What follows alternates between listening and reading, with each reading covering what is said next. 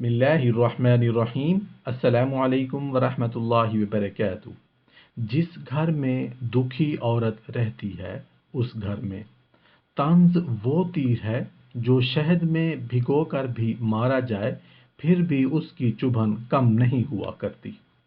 लोग चांद तक पहुंचने के लिए हजारों जतन कर लेंगे मगर दिल तक पहुंचने के लिए कुछ भी नहीं करते।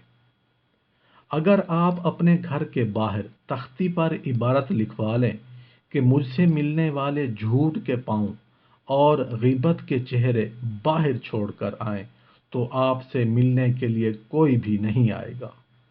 जो मोहब्बतें वक्त पर अदा ना हो सकें वो कर्ज की तरह कोसों दूर चढ़ती चली जाती हैं।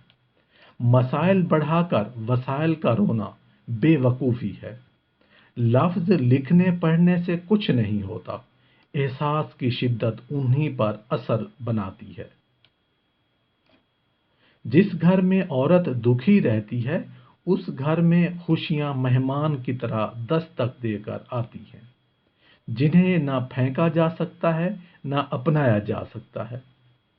कुछ लोगों के साथ चलना दो धारी तलवार पर चलने के बराबर होता है। साथ चलें तो चलने की थकन हमारे कदम रोक लेती है, रुक जाएं तो जुदाई का गम हमें रुकने नहीं देता।